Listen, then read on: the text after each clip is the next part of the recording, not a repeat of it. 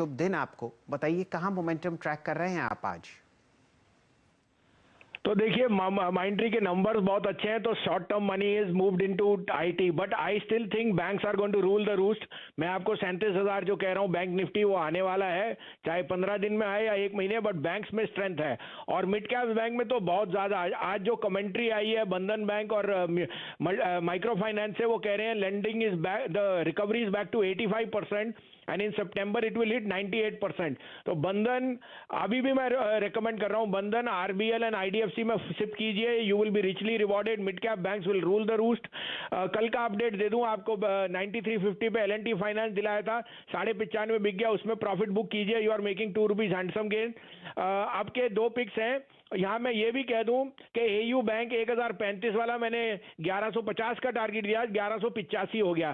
So some of the micro finance lenders and banks are going to do extremely well.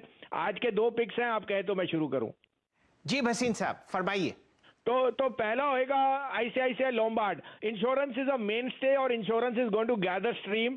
ICICI Lombard after hitting 1650 has corrected to 1540, 1540 में लीजिए, 1510-12 का stop loss है। This is going back to 1600, 1595 to 1600।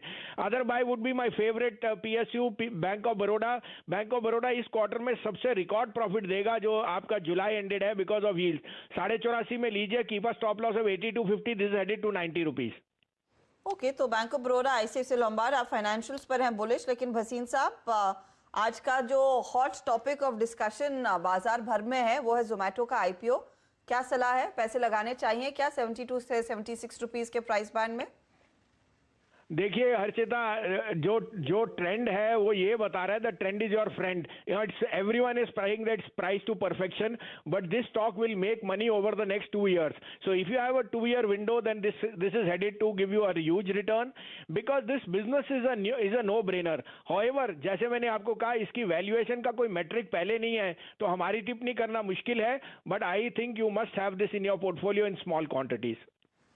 चलिए, इस बहुत ही सधी हुई राय पर भसीन साहब को फिलहाल राय लेते हुए दिखते हैं। और मिड कैप आईटी पर भसीन साहब, कोई खास कारण कि आप मिड कैप आईटी में इतना जबरदस्त मोमेंटम देख रहे हैं?